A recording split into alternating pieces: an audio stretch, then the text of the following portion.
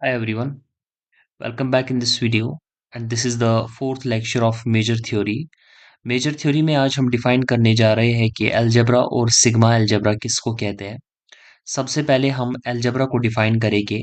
आप कभी कभी याद रखिएगा कि अलजेब्रा को हम मेजर थ्योरी के अंदर अलजेब्रा ऑफ सेट्स भी बोलते हैं। तो पहली टर्म हमारे पास यहाँ आएगी अलजेब्रा ऑफ सेट्स या सिंपल अलजेब्रा और दूसरा होगा sigma algebra.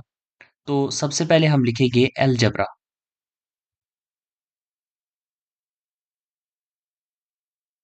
Before I define this algebra हम यहाँ पर साइड में इसको समझने की कोशिश करेंगे पहले। देखिए अगर आपके पास एक नॉन एम्प्टी सेट है जिसको मैं नाम देता हूँ x. This is a non empty set x. इस एक्स के अंदर आप कुछ सेट्स की कलेक्शन ले रहे हैं, जैसे यहाँ पर बहुत सारे सेट्स हैं। ओके, जो इसके सबसेट्स असल में होंगे हम उनकी कलेक्शन ले रहे हैं। उस कलेक्शन को हम एस नाम दे रहे हैं, जिस कलेक्शन में हमने ये सारे सेट्स फिल कर दिए।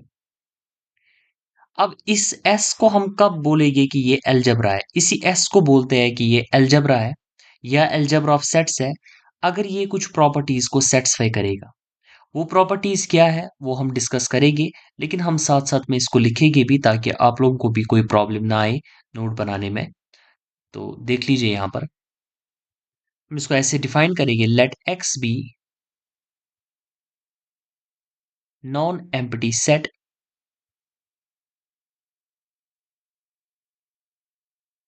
And let S be the, ये कैपिटल एस है, collection of subsets of x. Then S is said to be an algebra or algebra of sets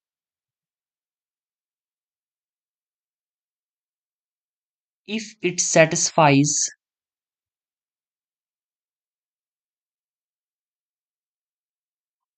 the following properties.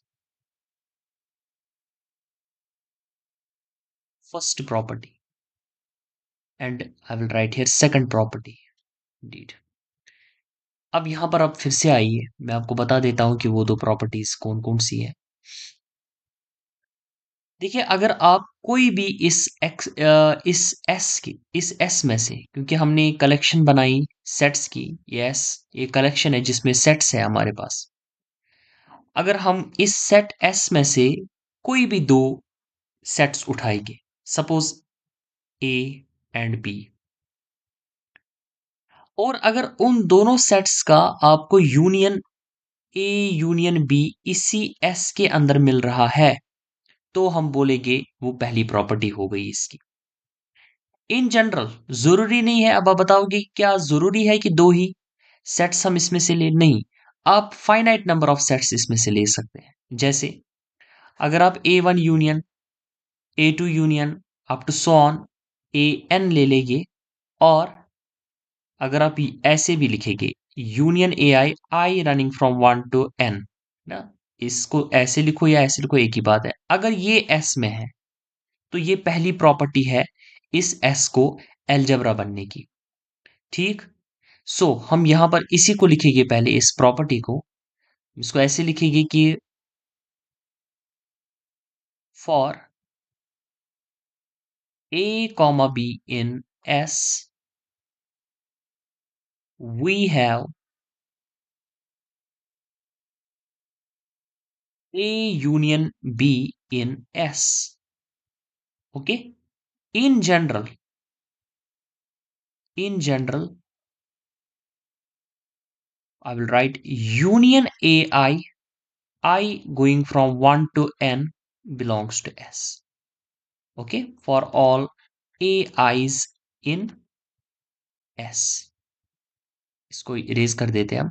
This is the first property. Now we write second property. अब और क्या इसको satisfy करना है, और कौन सी चीज इसको सेटिस्फाई करनी है कि ये अलजेब्रा बन जाए, ठीक है।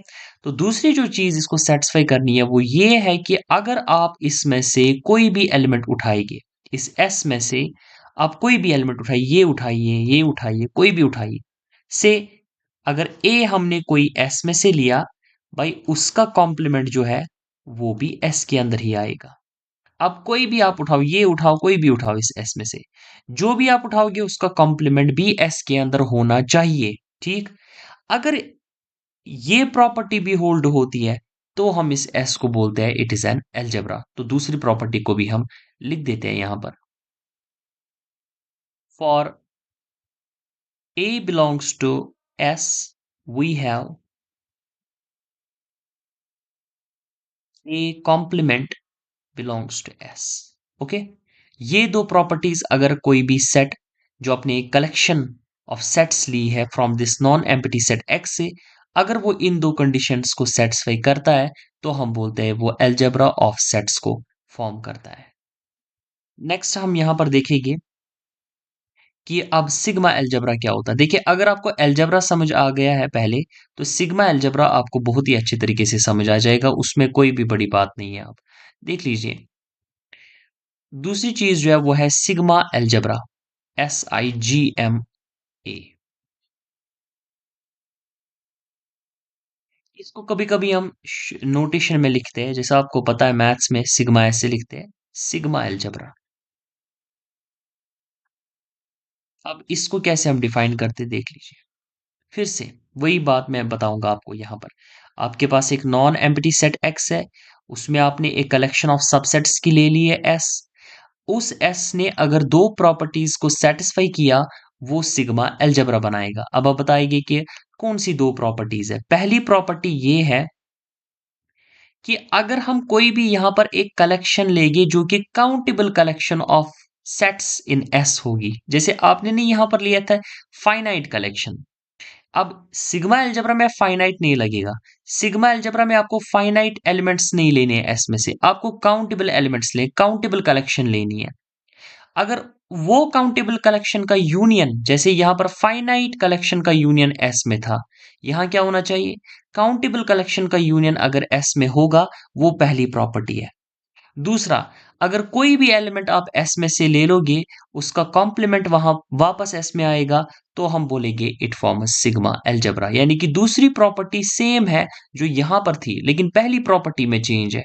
पहली प्रॉपर्टी में यहां पर हमने लिया था फाइनाइट कलेक्शन एस में से, फिर उनका यूनियन कहा था एस में। लेकिन यहां पर आप क्या करेंगे, यहां पर आप देख लीजिए, मैं थोड़ा सा आपके लिए लिख देता हूं ताकि आपको फिर खुद आइडिया आ जाए। यहां पर पहली प्रॉपर्टी जो है वो है ऐसे, union A i going from one to infinity, this should belong to S for all A i's belonging to S. तो यहां पर एक काउंटेबल कलेक्शन हमने ले ली है। दूसरी दूसरी प्रॉपर्टी कि अगर आप ए ले रहे हो एस में से, इट शुड इम्प्लाई कि ए कॉम्प्लीमेंट भी एस के अंदर आना चाहिए।